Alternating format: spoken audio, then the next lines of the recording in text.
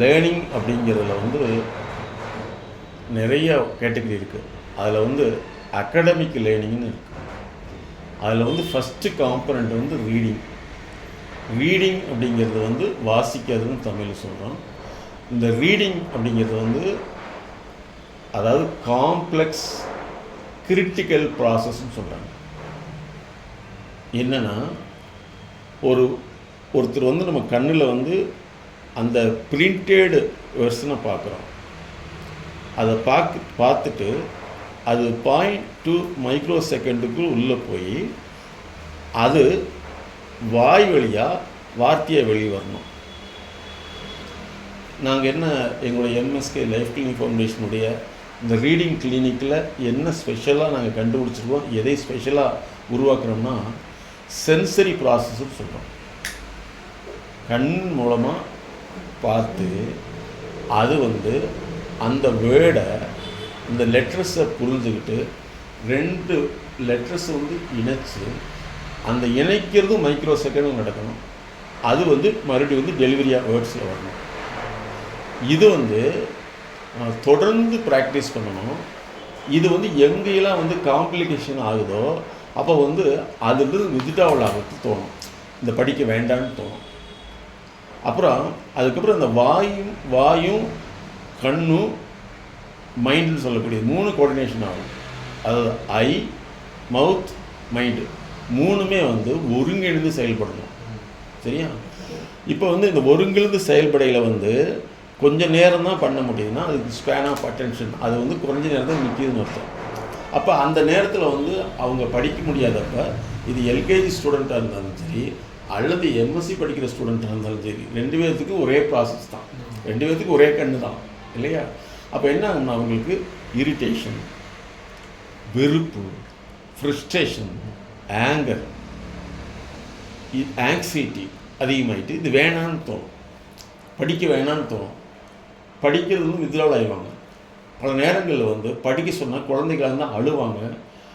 சில சமயத்தில் வந்து எனக்கு பசிக்குதும்பாங்க, சிலது யூரின் போகணும், டாய்லெட் போகணும்னு சொல்லுவாங்க. இதே வந்து கொஞ்சம் பெரிய ஸ்டூடெண்ட் 8th மேலே 9th மேலே இந்த மாதிரி காலேஜாக இருக்குன்னு வச்சுன்னா அவங்க என்ன பண்ணுவாங்க, போர் அடிக்குதுன்னுவாங்க, அல்லது எனக்கு மீடியா போய் ஏதாவது பார்க்கணும்னு நினைப்பாங்க, அல்லது எதையாவது ஒன்று எஸ்கேப் ஆகிறாங்க. இந்த எஸ்கேப் ஆகிறது மட்டும்தான் பேரண்ட்டுக்கு தெரியும்.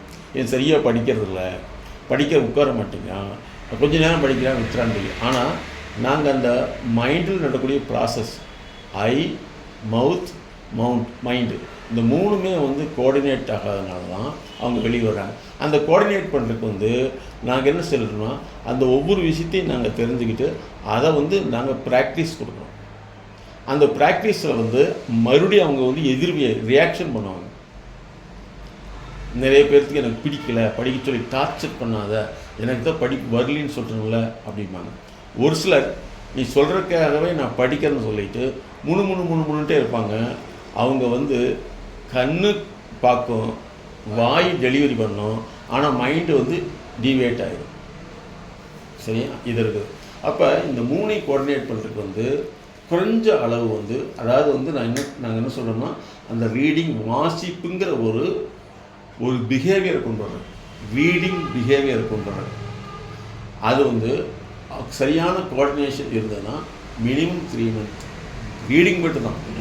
ரீடிங்கில் வந்து அண்டர்ஸ்டாண்டிங் தனியாக இருக்குது, காம்ப்ரிஹென்ஷன் தனியாக இருக்குது, ரைட்டிங் தனியாக இருக்குது, நேரேட்டிவ்ஸ் தனியாக இருக்குது, ரெப்ரசன்டேஷன் தனியாக இருக்குது. இதெல்லாம் தனி ப்ராசஸ். ஒரு ரீடிங் பண்ண மாதிரி மனப்பாடம் ஆகுமானா ஆகாது. ரீடிங்கிறது தனி ப்ராசஸ், மெமரிங்கிறது தனி ப்ராசஸ், அண்டர்ஸ்டாண்டிங்கிறது தனி ப்ராசஸ். அப்போ இந்த ரீடிங்கில் வந்து இவ்வளோ காம்ப்ளெக்ஸ் கிரிட்டிக்கல் ப்ராசஸ் இருக்குது. அப்போ இந்த கிரிட்டிக்கல் ப்ராசஸ்க்கு வந்து அவங்களுடைய உடலை தகாமிக்கிறோம். நிறைய பேர் வந்து கினெஸ்தட்டிக் அப்படின்னு இருந்திருக்கு. அவங்க வந்து அதிகமாக வந்து ஒரு சிலர் வந்து உட்காரவே மாட்டாங்க. அப்போ உட்காராதவங்களுக்கு வந்து அவங்களால வந்து வார்த்தைகளை வாயில் சொல்லுவாங்களே தவிர அவங்களுடைய மைண்டுக்குள்ளே போகவே போகாது. இது ஒன்று. இன்னொன்று வந்து இந்த மாதிரி அதிகமாக இருக்கிறவங்க வந்து ஒன்று அங்கிட்டு இங்கிட்டு ஓடிட்டு இருக்கும்போது ஹைப்பர் கினெஸ்தட்டிக்னு சொல்கிறாங்க. ஹைப்போ கினெஸ்தட்டிக்னா உட்கார்ந்துக்குவாங்க, அதை வந்து பார்த்துக்கிட்டே இருப்பாங்க, வேலை செய்ய மாட்டாங்க.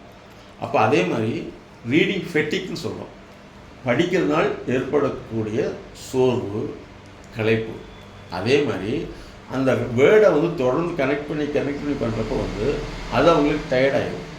ரீடிங் டயர்ட்னஸ்ன்னு சொல்லுவோம். இன்னும் ஒரு சிலருக்கு வந்து அதை கனெக்ட் பண்ணி ரொம்ப நாள் பண்ண முடியாது. ஒரு சிலருக்கு வந்து 10 நிமிஷம் கூட பண்ண முடியாது. அப்போ இதெல்லாம் நாங்கள் அதிகப்படுத்துறதுக்கு தான் ரீடிங் அப்படிங்கிற ஒரு ப்ராசஸை நாங்கள் டெவலப் பண்ணிகிட்டே வரோம். ரீடிங் தான் பேஸ். வாசித்தல், இந்த வாசித்தல், புரிந்ததை வந்து எழுதுதல், நினைவு வைத்தலை வந்து எப்போவுமே லாங் டைமாக வச்சுக்கிறதுங்கிறது அது தனித்தனி ப்ராசஸ். அதனால தான் வந்து நம்ம வந்து நம்முடைய எம்எஸ்கே லைஃப் கிளினிக் ஃபவுண்டேஷனில் வந்து ரொம்ப வருஷமாக 25 வருஷத்துக்கு மேலே ஸ்டடி பண்ணி தான் லேர்னிங் கிளினிக்கு கொண்டு வந்தோம். அந்த லேர்னிங்கில் ஒன்று தான் ரீடிங் கிளினிக். அந்த லேர்னிங்கில் வந்து வரக்கூடிய பிரச்சனைகளை கண்டுபிடிக்கிறதுக்கு தான் வந்து லேர்னிங் லேப்னு சொன்னோம். லேர்னிங்கிறது வந்து academic learning, corporate learning, behaviour learning, conversational learning, decision making learning, developmental learning, அதே மாதிரி என்டர்பிரினர்ஷிப் லேர்னிங், அதே ஒவ்வொன்றையும் ஒவ்வொன்று இருக்குது. எஜுகேஷன் லேர்னிங் இது தனியாக இருக்குது. அப்போ என்ன செய்யணும்னா அந்த லேர்னிங்கில் வரக்கூடிய பிரச்சனைகள், அது கார்ப்பரேட் லேர்னிங், ஜாப் லேர்னிங்கில் இருக்கக்கூடிய பிரச்சனைகள் கண்டுபிடிக்கிறதுக்கு லேர்னிங் லேப்னு வச்சோம். அதே மாதிரி ரீடிங் லேப், ரீடிங்கில் வரக்கூடிய பிரச்சனைகள் என்ன? ஒருத்தர் வந்து படிக்க முடிய மாட்டேங்குது. இப்போ 7வது 8வது 9வது வரைக்கும் படிக்கிறாங்க, ஆனால் அரை மணி நேரம் கூட படிக்க முடிய மாட்டேங்குது.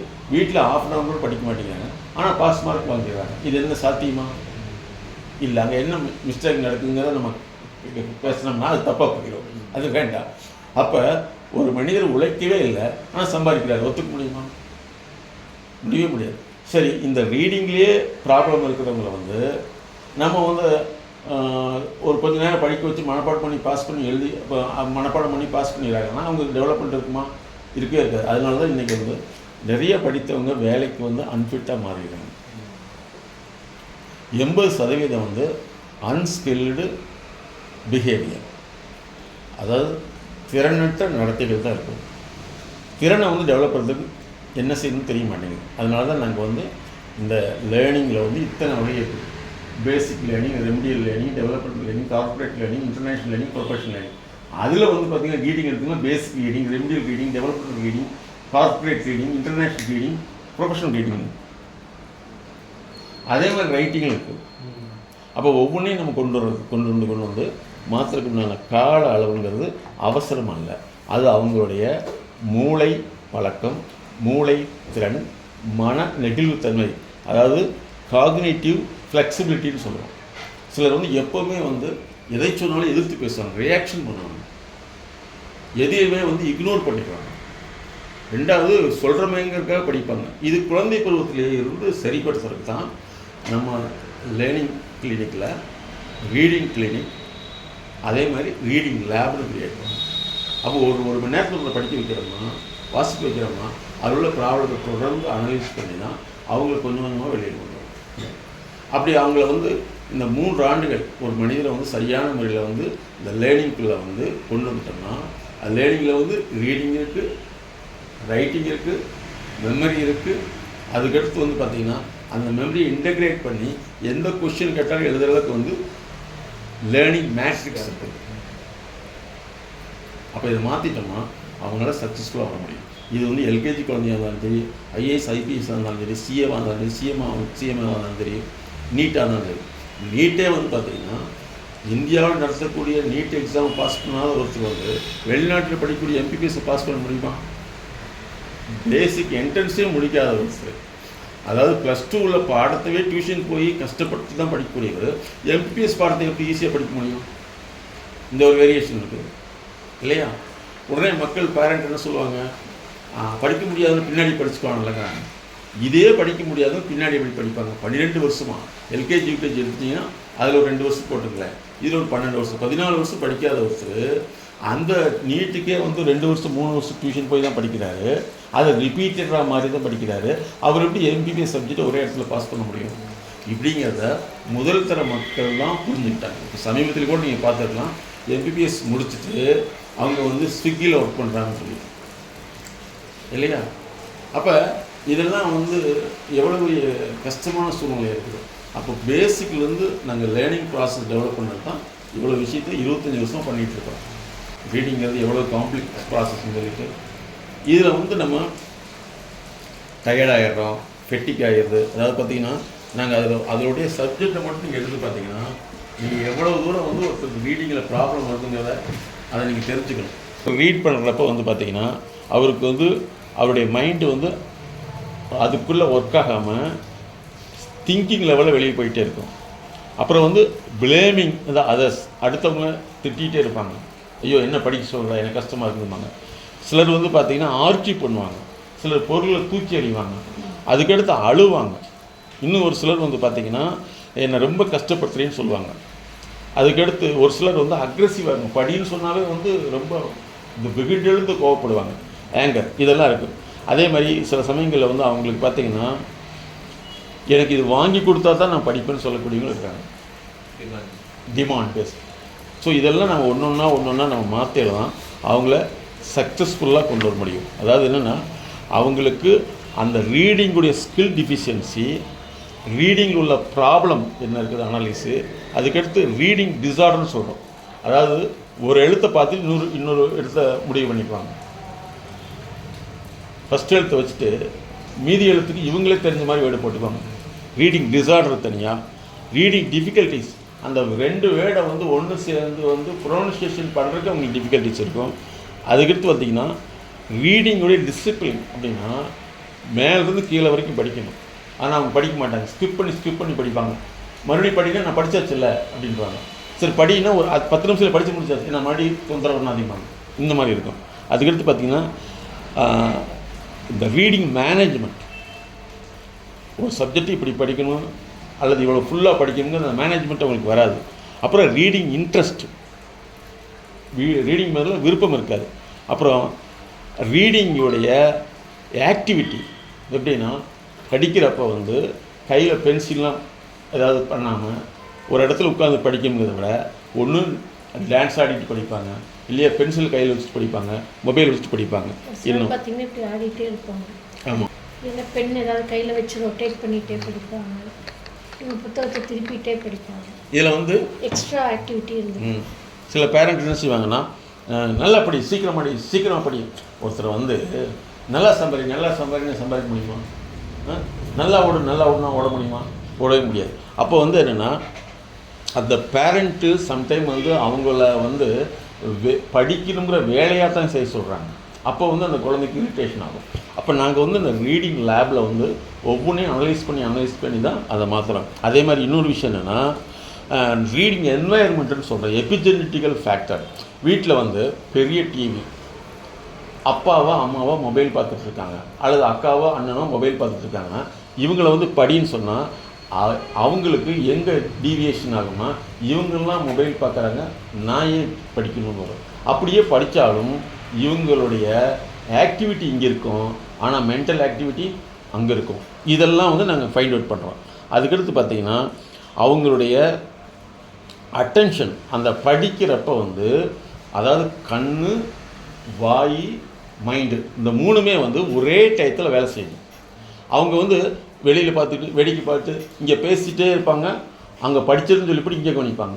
சிலர்லாம் ரொம்ப பெருமையாக சொல்லுவாங்க, என் பையன் படிச்சுட்டே தான் சார் இருப்பான், அல்லது என் பொண்ணு படிச்சுட்டே இருப்பான், ஆனால் பக்கத்து ரூமில் பேசுறது சொல்லுவாங்க அப்படிம்பாங்க. அப்போ கவனம் எங்கே இருக்குது? அங்கே போகுது. அதாவது ஃபோக்கஸ் வேறு, அட்டென்ஷன் வேறு, சரியா? அப்போ இதில் இருக்கும். இன்னும் ஒரு சிலர் வந்து பார்த்திங்கன்னா ரீடிங் டிப்ரெஷன் சொல்ல, படிக்க சொன்னாவே சோகமாக்கிக்குவாங்க, இப்படி ஒன்று இருக்கும். இன்னும் ஒரு சிலருக்கு வந்து அதே மாதிரி என்னென்னா அவங்க வந்து அந்த இன்வால்மெண்ட்டு சொல்லக்கூடிய ஈடுபாடு அது வந்து அவங்களுக்கு இருக்காது.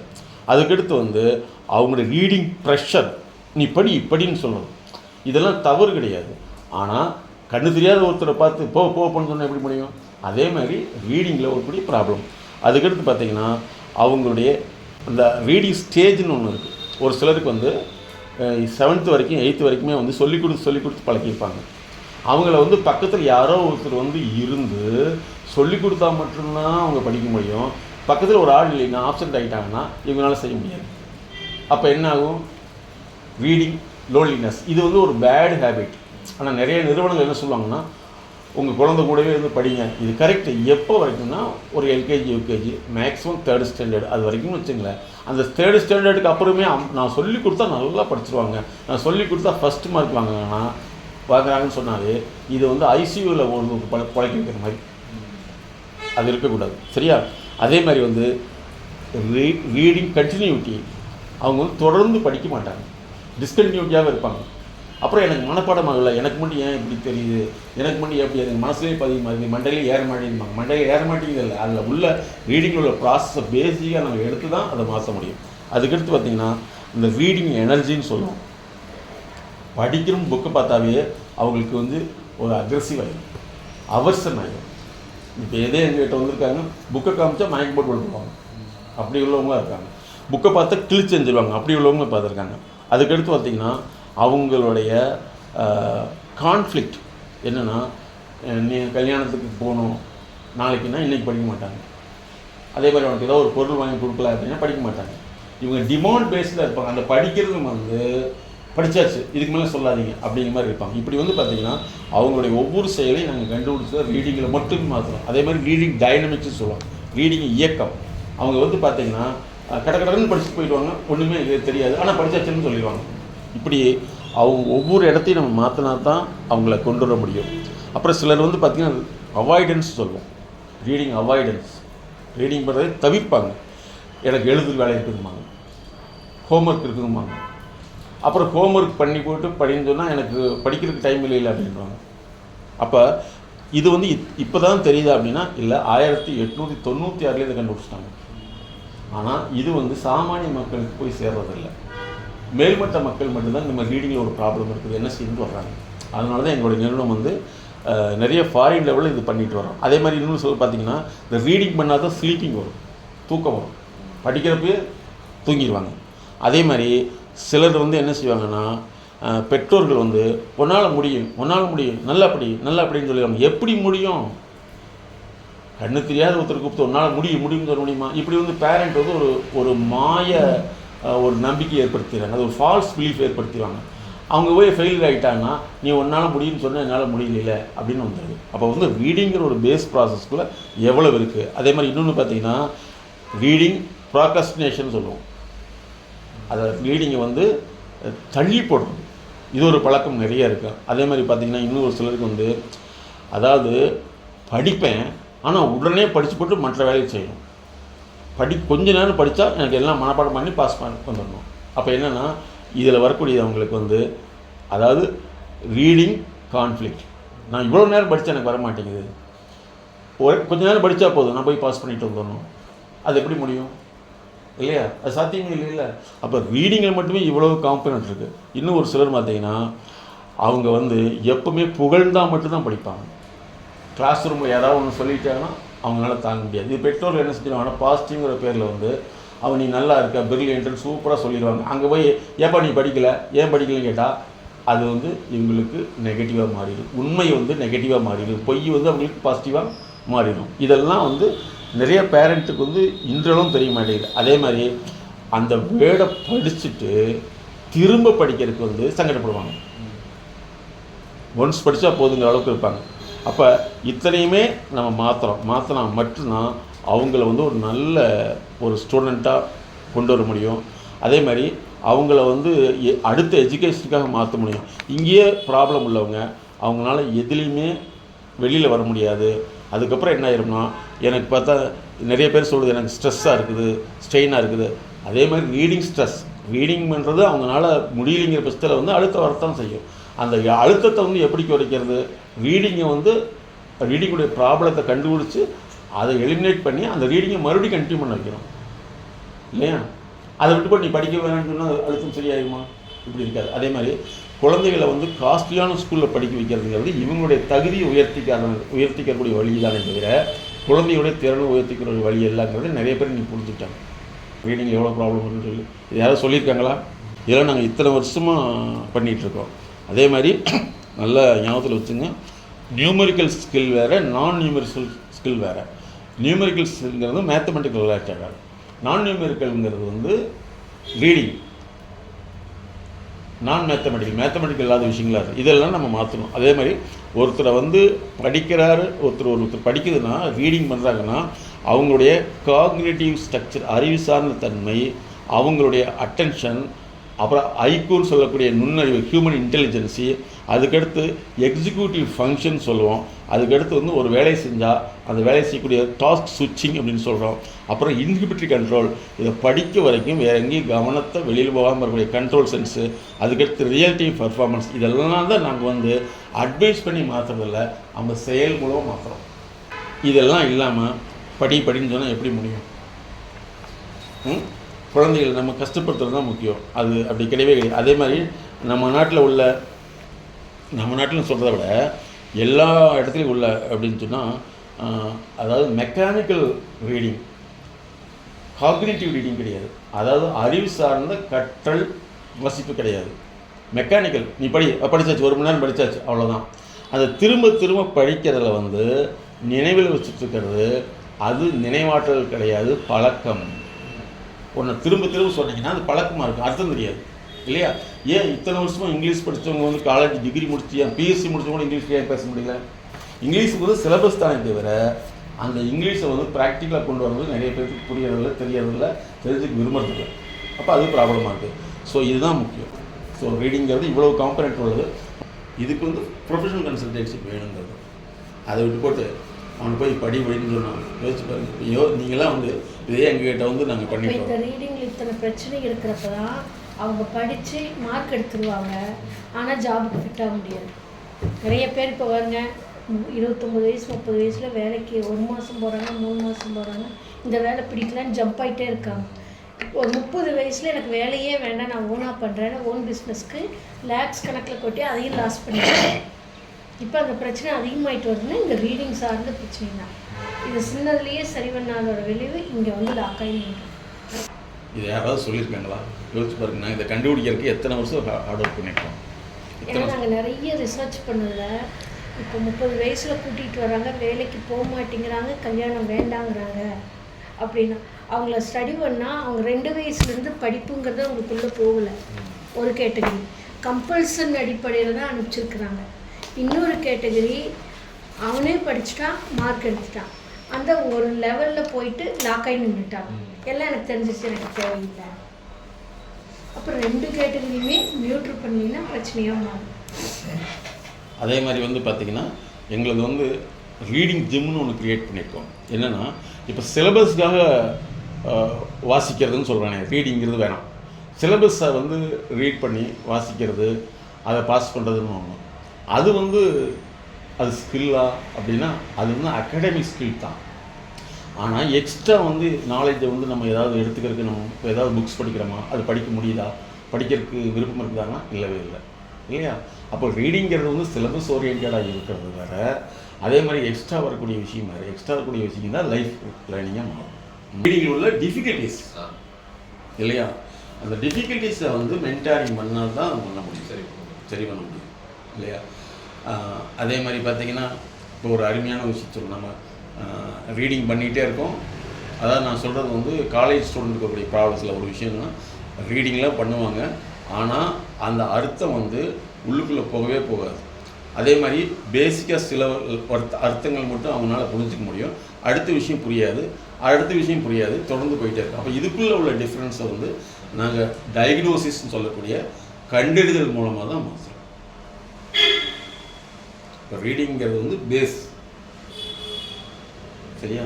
அந்த பேஸில் வரக்கூடிய பிரச்சனைகள் சால்வ் பண்ணிங்கன்னா அதுதான் பிகேமே. அது என்ன சொல்லுவாங்க தெரியுமா? ரோட் ரீடிங்னா குருட்டு வாசிப்பு. இந்த உலகம் வந்து இந்த மாதிரி எத்தனை காம்பனண்ட் நம்ம சொல்லித்தரோம். நம்மளுடைய எம்எஸ்கே லைஃப் கிளினிக் ஃபவுண்டேஷன் மாணவர்களுடைய லேர்னிங் அப்படிங்கிற கற்றல் திறனை மேம்படுத்துவதற்கு அடிப்படையாக உள்ள ரீடிங் காம்பனண்ட் இவற்றிலுள்ள பல்வேறு சிரமங்களையும் டிஃபிகல்ட்டியும் கண்டறிந்து அவர்களை மாற்றுகிறது. இதற்கான கால அளவு மினிமம் 3 மாதங்களிலிருந்து அதனுடைய ஒத்துழைப்பு பொறுத்து மாறுபடும்.